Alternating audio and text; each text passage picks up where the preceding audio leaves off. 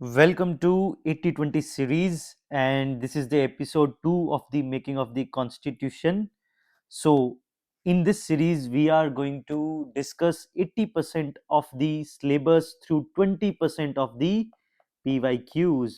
So, वो भी fun way के अंदर और साथ ही साथ ट्रिक्स के साथ, पैटर्न एनालिसिस के साथ और बहुत सारी अमेजिंग जो है वो भी स्टोरी के साथ. सो शुरू करते हैं episode 2 making of the constitution. So इसके बारे में अगर मैं आपको बताऊं, मेकिंग ऑफ द कॉन्स्टिट्यूशन में यूपीएससी का सबसे ज्यादा इंटरेस्ट है डेट्स के अंदर. डेट्स के अंदर काफी इंटरेस्ट है, उसके अलावा कमिटीज में काफी ज्यादा इंटरेस्ट है, उसके अलावा सबसे ज्यादा इंटरेस्ट है यूपीएससी का यहाँ पे आप लोगों से ये जानना कि ये कॉन्स्टिट्यूएंट असेंबली कैसे बनी, इसको कैसे नॉमिनेट किया गया या फिर इसे जो है इलेक्टेड किया गया. इससे काफी ज्यादा पीवाईक्यूज उसने पूछे हैं from 1995. So without taking much your time will start. ठीक है, making of the constitution, this is the episode 2. So as you already aware about the fact कि पहले आपको क्वेश्चन खुद से करना है पॉज करके, और देन हम जो है इन क्वेश्चन को जो है वो डिस्कस करेंगे. So question number 1, which one of the following first mooted the idea of constituent assembly to frame a constitution for India? This is 1996 का ये क्वेश्चन है कि फर्स्ट किसने मूटेड किया idea of the constituent assembly to frame a constitution for India. So हम लोगों को पता है एम एन रॉय, बट यहाँ पे ऑप्शन में कहीं भी एम एन रॉय नहीं है. यहाँ पे पार्टी पूछी है कि वो कौन सी पार्टी है जिसने पहली बार ये आइडिया जो है वो मूट किया. सो क्या वो कांग्रेस पार्टी थी? यस, वो भी हो सकती है. काफी ज्यादा रोल है पूरे हमारे नेशनल फ्रीडम स्ट्रगल के अंदर. सो ये भी एक हाई चांस है. उसके अलावा मुस्लिम लीग. मुस्लिम लीग तो चलो हम एलिमिनेट कर सकते हैं कि यूपीएससी मुस्लिम लीग को आंसर नहीं रखेगा. सो ये एलिमिनेट हो सकता है. All party conference in 1946. सो ये आइडिया अगर 1946 में हमें पता है कि यहाँ से कॉन्स्टिट्यूएंट असेंबली ने कॉन्स्टिट्यूशन बनाना शुरू कर दिया था. सो ये 1946 के अंदर ही आइडिया आया फर्स्ट, पहली बार ऐसा आइडिया आया. कोई भी आइडिया आता है उसके बाद सालों लग जाते हैं उस पर काम करने के लिए. सो ये भी स्टेटमेंट जो है, ये भी जो ऑप्शन डी है, ये भी काफी गलत लग रहा है. अब यहाँ पे गाड़ी फंसती है हमारी ए और बी के अंदर. सो 50-50 पे हमारा क्वेश्चन आ चुका है.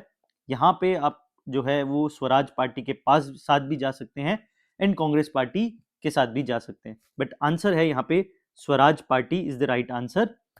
सो इसके बारे में थोड़ा सा जान लेते हैं. आगे फ्यूचर में ये क्वेश्चन रिपीट होने का चांसेस है कि वो पार्टी कौन सी थी. हमें ये पता है एम एन रॉय ने फर्स्ट जो है वो आइडिया लेके आए. ठीक है, M N Roy propose the idea of the constituent assembly. We already aware about this fact, but Swaraj party backed the demand. So party का अगर नाम आए तो स्वराज पार्टी यहाँ पे होगा. देन ऑफिशियली आईएनसी ने भी ये डिमांड कॉन्स्टिट्यूएंट असेंबली को जो है वो माना था 1935 के अंदर. 36 में फिर से आईएनसी ने जो है वो डिमांड रखी. ठीक है, अपने फैजपुर सेशन के अंदर 1940 के अंदर अगस्त ऑफर आया. British accepted the demand for principle in the August offer. तो आपको ये याद रखना है कि ब्रिटिश ने पहली बार कॉन्स्टिट्यूएंट असेंबली के बारे में कब जो है वो माना, वो है 1940 थ्रू अगस्त ऑफर. एंड 1946 में हमारा कॉन्स्टिट्यूएंट असेंबली जो है वो फॉर्म बन गया था under the cabinet mission plan. So this is the timeline you have to keep in your mind. ठीक है, ये टाइमलाइन को आपको दिमाग में रखना है. एंड बस स्वराज पार्टी याद रखनी है. पार्टी कौन सी है जिसने फर्स्ट आइडिया मूट किया था, क्योंकि हमें एम एन रॉय जरूर पता है, हमारी बुक्स में भी एम एन रॉय है, बट स्वराज पार्टी का मेंशन आपको नहीं मिलेगा हमारी बुक में. स्वराज पार्टी को थोड़ा सा जान लेते हैं, कब बनी थी ये Swaraj party. So as you already aware about कि कांग्रेस खिलाफत स्वराज पार्टी ये 1923 में बनी, बिकॉज नॉन कॉपरेशन मूवमेंट को जो है चौरी चौरा इंसिडेंट के साथ कॉल ऑफ किया. तो ये पार्टी जो है ये बनी, उसी यही बैकग्राउंड था. तो इसके फाउंडर थे चितरंजन दास प्रेसिडेंट एंड मोतीलाल नेहरू. ये दो नेम आपको याद रखने हैं. प्रो चेंजर्स थे. Members advocate for the entering legislative council to wreck the reforms from the within by obstructing the British governance and creating deadlocks on every measures. So founder है, core strategy इनकी pro changer है. इनके major objective क्या थे? Attaining dominion status, ठीक है, securing the right for the Indians to frame its own constitution and achieving provincial autonomy and control over the bureaucracy. ठीक है, सो इलेक्टोरल सक्सेस भी काफी अच्छी मिली. Vittal Bhai Patel was the elected as a first speaker president of the Central Legislative Assembly in 1925. So Vittal Bhai Patel जो हमारे first Indian speaker थे, उस समय प्रेसिडेंट बोला जाता था स्पीकर को, वो भी स्वराज पार्टी से थे। ये भी आपको फैक्ट जो है वो याद रखना है। सो बाद में ये पार्टी जो है वो डिक्लाइन में चली गई, पार्टी का इन्फ्लुएंस जो है काफी डिक्लाइन में चला गया। मेन हमें इतना याद रखना है, इनके founders Chittaranjan Das and Motilal Nehru pro changers थे, इनकी आइडियोलॉजी, और विठल भाई पटेल वाला ये फैक्ट एंड ऑब्जेक्टिव्स, इनके ऑब्जेक्टिव में ये भी था कि ये securing the right for the Indian to frame their own constitution. So ये बात आपको जो है वो दिमाग में याद रखनी है। सो नेक्स्ट क्वेश्चन, आप पहले की तरह पॉज कीजिए। ये क्वेश्चन जो है ये यूपीएससी का फेवरेट है, काफी लगाव है इस क्वेश्चन का, और मैं आपको एक सीरीज दिखाऊंगा सेम इस क्वेश्चन के रिपीटेशन की, बस फॉर्म अलग अलग चेंज है। सो क्वेश्चन है, the members of constituent assembly which drafted the constitution of India were, 2002 का क्वेश्चन है, nominated by the British parliament, nominated by the governor general, elected by the legislative assemblies of various provinces, elected by the Indian National Congress and Muslim League. So this is purely factual knowledge का question है, इसमें tricks नहीं लगाने का, फालतू tricks लगाने में कोई फायदा नहीं है। बेसिकली ये एक नॉलेज बेस्ड क्वेश्चन है, आपको पता होना चाहिए कि हमारी कॉन्स्टिट्यूएंट असेंबली जो है वो उसके मेंबर्स कैसे जो है वो वहां पे आए और उन्होंने कॉन्स्टिट्यूशन ऑफ इंडिया को फ्रेम किया। सो इसका आंसर आप लोगों को भी पता है, elected by the legislative assemblies of various provinces. So elected by the legislative assemblies of various provinces. तो सवाल उठता है कि प्रिंसली स्टेट्स क्या वहां से भी इलेक्टेड थे? सवाल ये उठता है कि प्रिंसली स्टेट से भी इलेक्टेड मेंबर्स थे, क्या उन्होंने भी इलेक्ट किए? तो इस सवाल का जवाब आपको थोड़ी देर में मिल जाएगा आगे के फ्यूचर क्वेश्चन में। So, but elected of the legislative assembly of the various provinces, this is the correct answer. I hope कि आपने भी यही आंसर किया होगा। So, moving forward, 2004 का ये क्वेश्चन है, पूछा है कौन सा स्टेटमेंट करेक्ट है। So, यहाँ पे मैं कुछ स्टेटमेंट्स रीड कर रहा हूँ। Statement number 1, the constituent assembly of India was elected by the provincial assemblies in the year 1946। यहाँ पे एक डेट दी हुई है, ठीक है, ईयर दिया हुआ है। सो यहाँ पे हमारे पास एक फैक्ट है ईयर का। Second statement, Jawaharlal Nehru, Mohammad Ali Jinnah and Sardar Vallabh bhai Patel were the members of the constituent assembly of India. अब तीन यहाँ पे फैक्ट दिए हुए हैं, fact number 1, fact number 2, fact number 3। तीन नाम है, तीन में से कोई दो हो सकते हैं, एक हो सकता है, ठीक है, तीनों सही हो सकते हैं। सो यहाँ पे चेंजेस करने के लिए काफी ज्यादा स्कोप है एक एग्जामिनर के पास। थर्ड स्टेटमेंट में देखूं, first session of the constituent assembly of India was held in the January 1947। First session हमारा जनवरी 1947 में हुआ। फिर एक डेट का जो है यहाँ पे क्वेश्चन जिसको इजीली मैनिपुलेट किया जा सकता है।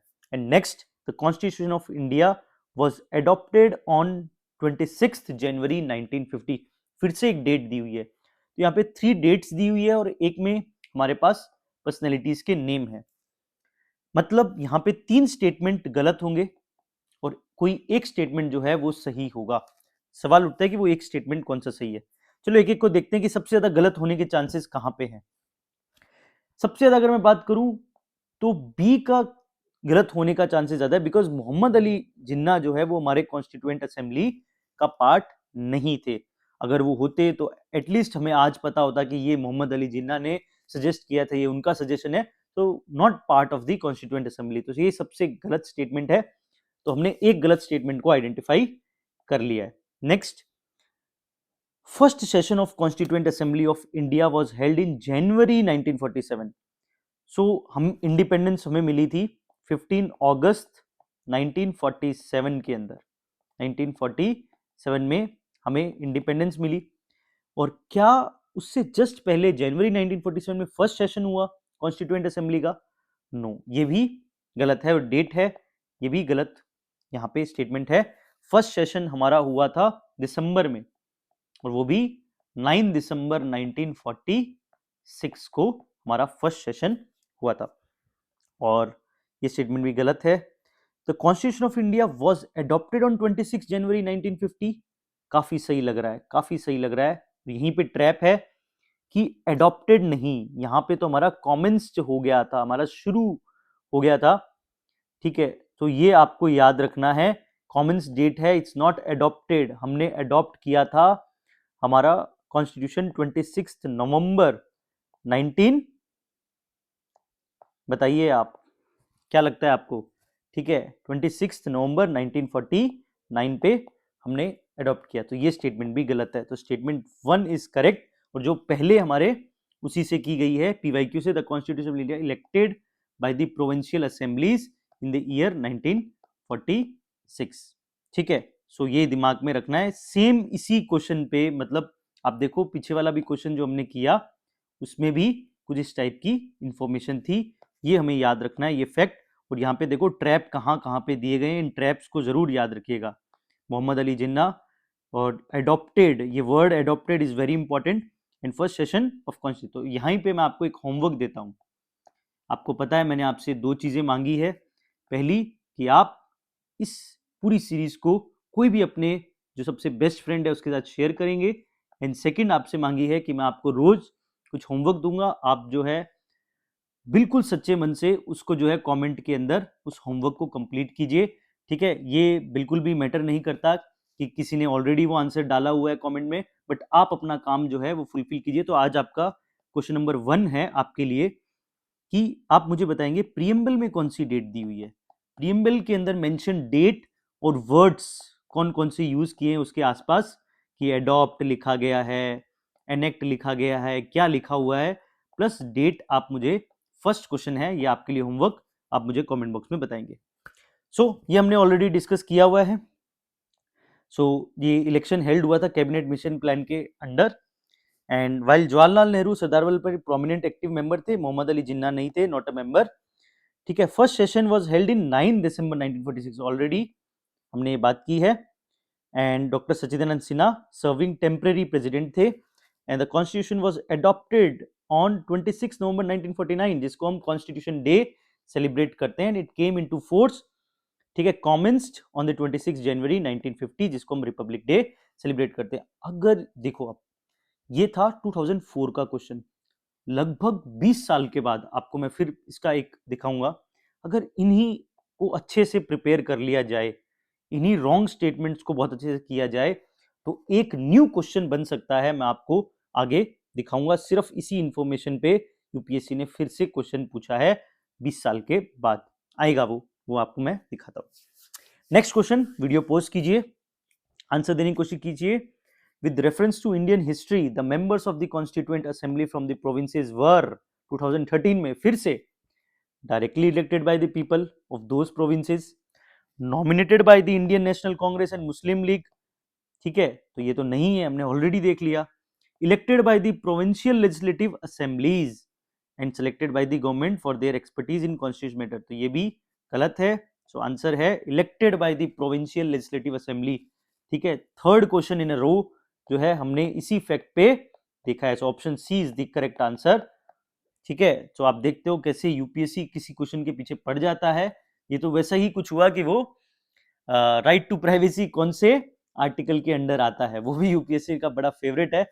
वैसा सही कुछ फेवरेट जो है वो मेकिंग ऑफ द कॉन्स्टिट्यूशन के अंदर हमें देखने को मिल रहा है, elected by the provincial legislative assembly. ये अभी भी नहीं मान रहे भाई, 2022 के अंदर फिर से यही क्वेश्चन क्रिप्स मिशन के अंदर पूछा है, एक स्टेटमेंट है और हमें यहाँ पे करेक्ट बताना है कि स्टेटमेंट कौन सी करेक्ट है। The constituent assembly would have members nominated by the provincial assemblies as well as princely state, तो क्या नॉमिनेटेड थे क्या? ये मैंने आपको पहले भी कहा था, इस वर्ड को ध्यान देना है। देखो नॉमिनेटेड, कई बार जल्दबाजी में हम वर्ड्स को मिस कर देते हैं और जल्दी जल्दी फटाफट में yes yes yes princely state से तो नॉमिनेटेड थे, तो प्रोविंशियल असेंबली से भी नॉमिनेटेड थे नहीं, कभी से तो देख रहे हैं हम, कब से हम ये देख रहे हैं कि नॉमिनेटेड नहीं, प्रोविंशियल असेंबली से इलेक्टेड थे। सो ये स्टेटमेंट आपका यहाँ पे गलत हो जाता है, इलेक्टेड मेंबर है यहाँ पे, याद रखना बात प्रोविंशियल असेंबली के। हाँ प्रिंसली स्टेट्स जो मैंने आपको पहले भी कहा कि यहां से क्वेश्चन बन सकता है, सो प्रिंसली स्टेट से नॉमिनेटेड थे, ये स्टेटमेंट सही है, बट ये गलत है कि प्रोविंशियल असेंबलीज भी जो है वो यहां पे भी, यहां पे इलेक्टेड मेंबर्स थे, ठीक है।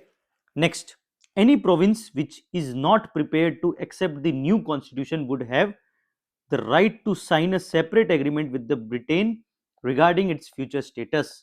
So काफी जो है वो स्टेटमेंट सही है, कोई इसमें गलती है ही नहीं, क्योंकि any province which is not prepared to accept the new constitution, यही तो करना चाहते थे, डिवाइड एंड रूल क्या है, ठीक है, वो जानबूझ से तोड़ना चाहते थे. So statement 2 is correct, whereas statement 1 is incorrect. So only 2 is the answer. ठीक है, सो यही है बात. The constituent assembly proposed by Cripps mission was to have a members who were partly elected by provincial assembly, partly nominated by the princely states. ठीक है, Cripps mission ने, और any Cripps mission में ही दिया गया है कि एनी प्रोविंस और princely not willing to accept the new constitution joint proposed Indian union have right to sign a separate agreement with the Britain regarding its future status, separate dominion. This provision was called blueprint for the India's partition, divide and rule. ठीक है, सो ये next question आपके लिए 2024 का. ठीक है, already मैंने इसका आंसर जो है वो बोल दिया है एक पीवाईक्यू के अंदर, वहीं पे उसके डिस्क्रिप्शन में ऑलरेडी आ गया है. सो आई होप कि इसका आंसर आपको समझ आएगा. इसका आंसर है who was the provisional president of the constituent assembly before doctor Rajendra Prasad took over. ठीक है, सो आंसर है डॉक्टर सच्चिदानंद सिन्हा.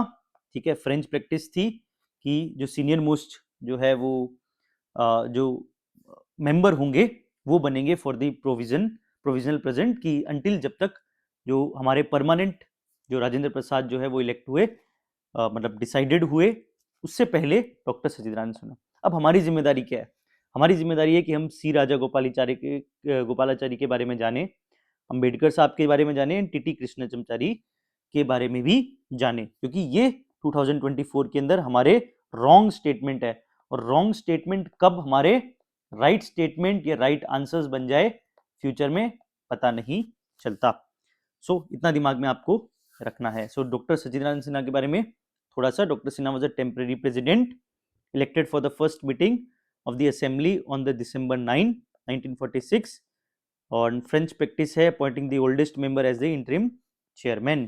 डॉक्टर राजेंद्र प्रसाद बाद में बने. सो मेरा आपसे यहाँ पे सवाल है नेक्स्ट, जो आपको कमेंट में मुझे आंसर देना है कि ठीक है, मैंने मान लिया कि प्रोविजनल प्रेसिडेंट थे डॉक्टर सच्चिदानंद सिन्हा, ठीक है, एंड जो रियल प्रेसिडेंट थे, जो टेम्परेरी नहीं परमानेंट प्रेसिडेंट थे हमारे, वो बने असेंबली के राजेंद्र प्रसाद. तो सवाल उठता है कि वाइस प्रेसिडेंट भी कोई पोस्ट थी? ठीक है, मतलब डेप्यूटी स्पीकर होता है, जैसे स्पीकर है वैसे डेप्यूटी स्पीकर, तो वैसे ही उस टाइम वाइस प्रेसिडेंट मतलब डेप्यूटी स्पीकर. सो अगर वो कोई थे तो उनका नाम मुझे आप कमेंट बॉक्स में बताएंगे. ठीक है, चलिए अब हम थोड़े से लीडर्स के बारे में जानते हैं. सी राजा गोपालाचारी, जिनको राजा जी भी बोलते हैं, वो राजा जी. ठीक है, बोर्न इन 1878 तमिलनाडु के अंदर, प्रोमिनेंट लॉयर थे, नेशनल लीडर बने, गांधी के काफी क्लोजेस्ट थे, मतलब गांधीयन फिलोसफी से काफी ज्यादा जो है वो मानते थे, नॉन वायलेंट को मानते थे. अब देखिए इनके बारे में क्या हमें याद रखना है. Only Indian to serve as both governor general of India and a chief minister of a state. ठीक है, ओनली ऐसे एक इंडियन है जिन्होंने both governor general of India, ये हमारे लास्ट गवर्नर जनरल थे, ठीक है, फर्स्ट लास्ट दोनों माना जाता है. So only Indian to serve governor general of India and chief minister of a state. Served as a governor of Bengal during the turbulent partition period. ठीक है, instrumental in integration of princely state specially in southern India. तो जैसे सरदार वल्लभ भाई पटेल थे, वैसे ही south India के अंदर इन्होंने princely states को इंटीग्रेट किया था. सबसे इंपॉर्टेंट नेक्स्ट हमारे लिए fact, founder of Swatantra party. UPSC का कई बार जो है इंटरेस्ट आ जाता है पार्टीज के ऊपर, कौन से पार्टी के कौन से फाउंडर थे. तो C Rajagopalachari was the founder of Swatantra party, ये आपको याद रखना है. Advocated free market policies, opposed excessive state control. Swatantra मतलब कहीं ना कहीं जो फ्रीडम है, जो कैपिटलिज्म है, उसके रिगार्डिंग जो है इनकी फिलॉसफी थी. एंड भारत रत्न मिला है इनको. Known for pragmatic and sometime controversial views, language policy in relation with the Pakistan. हमारे लिए इंपॉर्टेंट क्या है? स्वराज पार्टी के founder and only Indian to serve as a both governor general of India and chief minister of a state. ये याद रखने वाली बात है. नेक्स्ट हमारे लिए लीडर है टीटी कृष्णमचारी, उनके बारे में भी जान लीजिए। तमिलनाडु में बोर्न हुए, ठीक है, economics and commerce. One of the most articulate member of constituent assembly, played a key role in defending draft constitution assembly debates, serve twice as a union finance minister, ये हमारे फाइनेंस मिनिस्टर रह चुके हैं initially, and then associated with the major economic initiative like public sector का expansion, 5 year plans, इन सब में TT Krishnamachari का काफी ज्यादा बड़ा रोल है। रिजाइन कर दिया गया था मुंद्रा स्कैंडल के कारण, ठीक है, मुझे ज्यादा अभी गॉसिप करनी नहीं है, सीरीज में काम करना है, अगर आपका मन हो गूगल कर लेना क्या है। Later return to the public life and regain political credibility, ठीक है। डॉक्टर बी आर अम्बेडकर, ठीक है, सो मध्य प्रदेश में पैदा हुए, ठीक है, एंड हाईली एजुकेटेड, आज मध्य प्रदेश में highly educated, study in Columbia University USA and London School of Economics, India's first law minister, strong advocate of constitutional morality, ठीक है, key contributor to the fundamental right, DPSP, safeguard of SC ST, resigned as a law minister in 1951 over differences including Hindu code bill, converted to the Buddhism in 1956, ठीक है, awarded Bharat Ratna इनको भी मिला है। सो अब B are Ambedkar पे कुछ 2-3 question देख लेते हैं जो यूपीएससी ने पूछे हैं, बड़ा ही इंटरेस्टिंग क्वेश्चन है, ठीक है। ये है, B are Ambedkar was elected to the constituent assembly from, कहां से ये इलेक्टेड हुए कॉन्स्टिट्यूएंट असेंबली में, ठीक है। यूपीएससी इसको पूछ भी सकता है, नहीं पूछ सकता, बट एक पता होना चाहिए, ठीक है। मन तो करता है कि बॉम्बे प्रेसिडेंसी कर दूं, ठीक है, लगता है बॉम्बे महाराष्ट्र से काफी लेना देना है, बट ये आंसर गलत होगा, right answer is West Bengal, ठीक है। सो ये बस जस्ट फैक्ट याद रखना, थोड़ा सा अलग होगा, यहाँ पे लॉजिक काम नहीं करेंगे, आपको पता होना चाहिए, मतलब पता हो तो आप कर सकते हैं, नहीं तो नहीं, तुक्केबाजी नहीं चलेगी। So B are Ambedkar was elected to the constituent assembly from west Bengal. Who among the following was the chairman of the Union Constitution Committee? Union Constitution Committee, ध्यान से देखना, जल्दबाजी में गलत नहीं पढ़ना है, of the constituent assembly. So यहाँ पे लगता है कि बी आर अम्बेडकर है, but answer is no, B are Ambedkar नहीं है, जे बी कृपलानी भी नहीं है, एंड अलादी कृष्ण स्वामी अय्यर भी नहीं है। यहाँ पे correct answer is Jawaharlal Nehru, union constitution committee के चेयरमैन थे जवाहरलाल नेहरू, ये याद रखने वाली बात है, ठीक है। सो अब ये है रॉन्ग स्टेटमेंट यहाँ के, तो इनके बारे में जान लेते हैं। बी आर अम्बेडकर के बारे में ऑलरेडी हम जानते हैं, अब हम जे बी कृपलानी एंड अलादी कृष्ण स्वामी अय्यर के बारे में थोड़ा जानने की कोशिश करते हैं। उससे पहले कुछ major committees of constituent assembly की जान लेते हैं। जैसे एक कमेटी थी यूनियन कॉन्स्टिट्यूशन कमेटी, जिसपे ऑलरेडी यूपीएससी ने क्वेश्चन पूछ लिया है, चेयरमैन जवाहरलाल नेहरू, ठीक है। अब इसके अलावा जो इंपॉर्टेंट थी ड्राफ्टिंग कमेटी, मुझे पता है कि आपको ये ऑलरेडी पता है, अब जानने वाली क्या बात है, यूनियन पावर्स कमेटी, हमेशा याद रखना, union power committee and union constitution committee, दोनों के चेयरमैन थे जवाहरलाल नेहरू, ठीक है। Provincial constitution committee, provincial constitution committee Sardar Vallabh bhai Patel, और सरदार वल्लभ भाई पटेल हमारे लिए काफी इंपॉर्टेंट है इन सालों में, 2026, 27, 28, 29 तक लगभग इंपॉर्टेंट रहेंगे, बिकॉज 150th एनिवर्सरी जो है वो देश मना रहा है। सो कभी भी यूपीएससी का मन हुआ तो सरदार पटेल पे क्वेश्चन बन सकता है। प्रोविंशियल कॉन्स्टिट्यूशन कमेटी के ये चेयरमैन थे। उसके अलावा advisory committee on fundamental right, minorities and tribal areas, इसके भी सरदार वल्लभ भाई पटेल थे। सरदार वल्लभ भाई पटेल को आप जो है वो अच्छे से प्रिपेयर कर सकते हैं, ठीक है। और union power committee and constitution committee Jawaharlal Nehru, drafting committee आपको ऑलरेडी पता है। Provincial constitution committee Sardar Vallabh bhai Patel, बिल्कुल दिमाग में फिट करके रखना है। थोड़ा सा ड्राफ्टिंग कमेटी के बारे में जान लेते हैं। ड्राफ्टिंग कमेटी के 7 मेंबर्स जो है वो भगवान कृष्ण का नाम लेके याद करो, ठीक है। Doctor B are Ambedkar chairman है, ये तो हमें पता है, बाकी 6 कैसे याद करेंगे, ठीक है, इनको भी देख लेते हैं, ठीक है। टोटल 7 है, ठीक है, उनमें से एक तो हमें पता है, और बाकी को कैसे करेंगे, देखो, एक तो है एन गोपाल स्वामी अयंगर, फिर है अलादी कृष्ण स्वामी अय्यर, ठीक है, फिर है के एम मुंशी, फिर only Muslim member Mohammad Sadulla, ठीक है, फिर N Madhava Rao, Madhav and last है टीटी कृष्णम चारी कृष्णा। सो देखो लगभग एक तो हमें पता है, ठीक है, उसके अलावा 4 नाम तो सिर्फ कृष्ण के ऊपर है, चाहे गोपाल बोल दो चाहे कृष्ण बोल दो, कृष्ण कृष्ण करते 2 नाम है और एक माधव, ठीक है। सो गोपाल कृष्ण कृष्ण माधव, ये सब ड्राफ्टिंग कमेटी, अगर कभी पूछ ले कि ड्राफ्टिंग कमेटी के मेंबर्स हु वाज द, इनमें से आपको कौन कौन से ड्राफ्टिंग कमेटी के मेंबर थे, ओनली 1 ओनली 2 करके पूछ ले, तो याद रखना गोपाल कृष्णा माधव कृष्णा, ठीक है। उसके अलावा एक मोहम्मद सदुल्ला आपको याद रखना है, एंड के एम मुंशी आपको याद रखना है, बस यही याद करने हैं, बाकी तो ठीक है कृष्ण के नाम से है, ठीक है। कृष्ण भी हमारे यहाँ पे काम आ रहे हैं। अब कुछ हमारे ऑलरेडी जो रॉन्ग स्टेटमेंट थे उनके बारे में थोड़ा जान लेते हैं। जेबी कृपलानी, इनका काफी इंपॉर्टेंट कॉन्स्टिट्यूंट असेंबली में रोल रहा है, बट मेंबर रहे हैं, बट कभी चेयरमैन नहीं बने कोई भी कॉन्स्टिट्यूशनल कमेटी के। कंट्रीब्यूशन क्या है, प्रोमिनेंट फ्रीडम फाइटर है, गांधीयन है, ये भी गांधीयन है, ठीक है। कई बार फिलॉसफी अगर आइडियोलॉजी अगर हमें किसी मेंबर की पता होती है, तो अगर अनएक्सपेक्टेड क्वेश्चन कभी यूपीएससी पूछता है तो हम फिलॉसफी से भी आंसर कर सकते हैं। सो जेबी कृपलानी भी गांधीयन थे and first president of Indian national Congress. Political significance क्या है, strong advocate of ethical politics and civil liberty. Alladi Krishna Swami Ayyar, role in the constituent assembly, member थे ये ड्राफ्टिंग कमेटी के, हमने देखा है। Eminent constitution lawyer, major influence देखा गया इनका fundamental right and supreme court के और जुडिशियल रिव्यू के स्ट्रक्चर में, ठीक है। सो 2023 का क्वेश्चन फटाफट से पॉज कीजिए और आंसर देने की कोशिश कीजिए।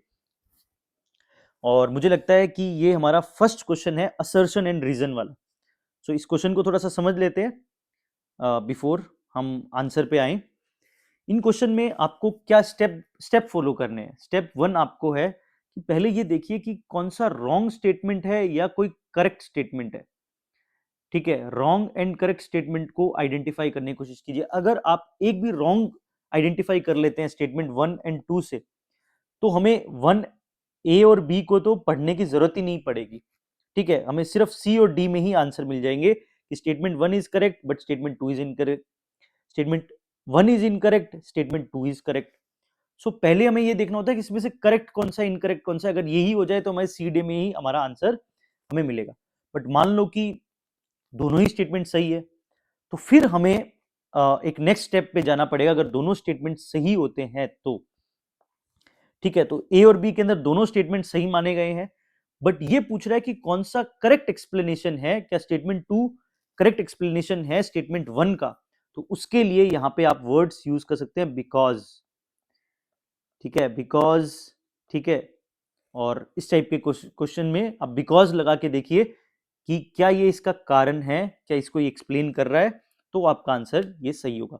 बट अब देखते हैं कि इस क्वेश्चन में क्या होगा। ये असर्शन रीजन का पहला क्वेश्चन था तो मैंने बताया। अब हम सबसे पहले इसमें देखेंगे कि इसमें रॉन्ग स्टेटमेंट कौन सा है। So the constitution day is celebrated on 26 November every year to promote constitutional values among the citizen. Already ये डेट यूपीएससी ने पीवाईक्यू में पूछी हुई है, ठीक है। उसमें वो गलत स्टेटमेंट था अगर आपको याद हो तो। यहां पे पूछा है कि कॉन्स्टिट्यूशन डे सेलिब्रेट करते हैं हम 26 नवंबर को every year to promote constitution, yes this statement is correct, ठीक है। और उसको लॉ डे भी बोलते हैं। Statement 2, on 26 November 1949 the constituent assembly of India set up drafting committee under the chairmanship of B R Ambedkar to prepare draft constitution of India. यहां से तो स्टेटमेंट सही है, ड्राफ्टिंग कमेटी बनाई, वो भी चेयरमैनशिप भी बी आर अंबेडकर बोल रहे हैं, वो भी सही है। बट क्या ड्राफ्टिंग कमेटी हमने 26 नवंबर को बनाई 1949 को? ये तो बिल्कुल गलत है। जब हमें पता है ऑलरेडी कि इस टाइम हमने अडॉप्ट कर लिया था, तो इस टाइम क्या हम ड्राफ्टिंग कमेटी बना रहे होंगे? नो, हमने तो ऑलरेडी इस दिन अडॉप्ट कर लिया था हमारा कॉन्स्टिट्यूशन। तो this statement is outrightly wrong, ये याद रखना बात। अगर ये स्टेटमेंट रॉन्ग है तो किस स्टेटमेंट में दिया हुआ है कि स्टेटमेंट 2 इज इनकरेक्ट, वो है statement option C. Statement 1 is correct but statement 2 is incorrect. देखो अब एग्जामिनर का माइंडसेट यहां पे देखने की कोशिश करो। कोशिश क्या की है उन्होंने, एग्जामिनर ने यहां पे कोशिश की है कि उन्होंने बहुत ही मतलब कहते हैं ना प्यार से ना बिकॉज वाली लैंग्वेज की, देखो एक्सप्लेन कर रहा है कि देखो हम इस दिन है ना, ये 26 नवंबर को हर साल है ना कॉन्स्टिट्यूशन डे बनाते हैं। क्यों बनाते हैं? देखो इन्होंने भी बिकॉज की आंसर देने की कोशिश की है। Because on 26 November 1949 constituent assembly setup हुई थी, drafting committee under the chairmanship of B.R. Ambedkar to prepare the draft constitution of India. ठीक है, तो जल्दबाजी में फ्लो में पढ़ेंगे तो हाँ बिकॉज और ए कर देंगे आंसर, बट ऐसा नहीं करना है ना, जल्दबाजी से। ठीक है, यहाँ पे कबीर की लाइन आती है, धीरे धीरे रे मना धीरे सब कुछ होए, माली सींचे सो गड़ा, ऋतु आए तब फल होए। अब तुम मुझे कहोगे कि भैया अगर इतना धीरे कहें तो 100 क्वेश्चन पूरे नहीं होंगे, 2 घंटे में पढ़ने हैं। बट ठीक है, फिर भी जब भी टाइम आप क्वेश्चन को अच्छे समझ के आंसर देने की कोशिश कीजिए, यही मैं आपको कहूंगा। So the actual date of setting of drafting committee was much earlier. ठीक है, सो ये थी अगस्त 29 1947, मतलब लगभग हमारे आजाद होने के 14 दिन के बाद हमारी ड्राफ्टिंग कमेटी बन चुकी थी। ठीक है, ये सही है। Constitution assembly almost 3 years deliberation revision finally adopted. ठीक है, 26 नवंबर 1949। ठीक है, ये हमेशा याद आपको रखना है। अब आपके लिए एक फ्यूचर प्रेडिक्शन है जो अभी तक यूपीएससी ने नहीं पूछा, making of the constitution, but मुझे ऐसा लगता है कि यूपीएससी पूछ सकता है, बिकॉज पीआईबी के अंदर ये दिया हुआ था, तो मैंने पीआईबी की समरी बना के यहाँ पे दी है। सो ये है कॉन्स्टिट्यूएंट असेंबली में विमेन मेंबर्स के नेम। ठीक है, सो लगभग 15 टोटल 15 विमेन मेंबर थी हमारी पूरी कॉन्स्टिट्यूशन के अंदर। सो आपको पता होना चाहिए, बिकॉज हमारे स्टैंडर्ड सोर्सेज के अंदर ये नाम नहीं दिए गए। सो हमारे को एज अ जो है वो यूपीएससी एस्पिरेंट पता तो होना चाहिए एटलीस्ट कि वो कौन सी 15 मेंबर्स थी, विमेन मेंबर्स थी, जिन्होंने हमारा इतना प्यारा कॉन्स्टिट्यूशन लिखा है। सो ये नेम आप एक बार देख लीजिए, और इसमें से कुछ इंपॉर्टेंट फैक्ट होंगे तो आई डेफिनेटली आपको बताऊंगा। सो पहला नाम है Hansa Jivraj Mehta, played a crucial role in drafting fundamental right, emphasis gender justice in constitutional debate. बस ये याद रखो कि ये नाम हमें याद रखना है। फिर राजकुमारी अमृत कौर, ये हमारे फर्स्ट हेल्थ मिनिस्टर थे, एंड पब्लिक हेल्थ में इन्होंने काम किया है, हेल्थ केयर में काफी ज्यादा बड़ा role. Sarojini Naidu, already we are aware about this कि नाइटिंगेल ऑफ इंडिया है। ठीक है, सुचिता कृपलानी, ठीक है, later India first women chief minister, India की फर्स्ट विमेन चीफ मिनिस्टर आपको याद रखना है, सुचिता कृपलानी। ये हमारे लिए इंपॉर्टेंट, यूपीएससी कभी क्वेश्चन यहां से पूछ सकते हैं, India first women chief minister.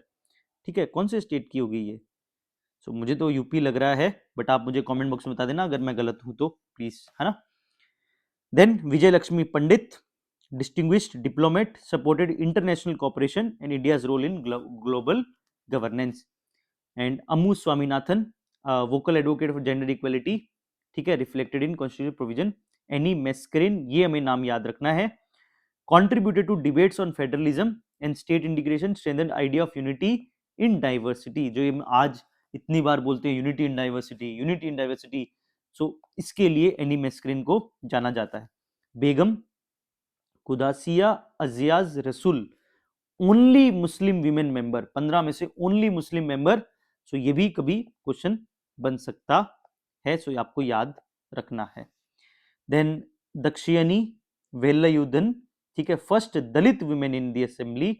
ठीक है, ये सब मैंने पीआईबी से ही डिस्क्रिप्शन निकाला है, तो कभी यूपीएससी अगर क्वेश्चन बनाएगा तो डायरेक्ट पीआईबी से बनाएगा। सो यहां से ये फैक्ट्स आपको कुछ इंपॉर्टेंट याद रखने हैं। Durgabai Deshmukh, instrumental in shaping social welfare, ठीक है, women education, early ideas, social justice. ये कुछ नाम और आपको याद रखने, रेणुका रे, लीला रॉय, मालती चौधरी, पूर्णिमा बनर्जी एंड कमला चौधरी। ठीक है, सो अब बात करेंगे हम एपिसोड 3 के अंदर salient feature of the constitution, और मुझे लगता है इसके दो पार्ट बनेंगे, इतने क्वेश्चन है salient feature of the constitution. कुछ ही टेबल्स है आपके, अगर मैं लक्ष्मीकांत सोर्स की बात करूं तो उसमें 2-3 टेबल दी हुई है सेलिएंट फीचर है, बाकी तो ये मेंस का टॉपिक है। बट उन टेबल से कम से कम मुझे जहां तक याद है 15 से 20 क्वेश्चन आपको देखने को मिलेंगे। सो काफी इंटरेस्टिंग रहने वाला है एपिसोड 3। सो अगर आपको वीडियो अच्छी लगे तो लाइक शेयर सब्सक्राइब जो भी आपको अच्छा लगे करते रहिए, और कमेंट पे जरूर अपना होमवर्क जरूर कीजिए। थैंक यू सो मच, मिलते हैं एपिसोड 3 में। Thank you so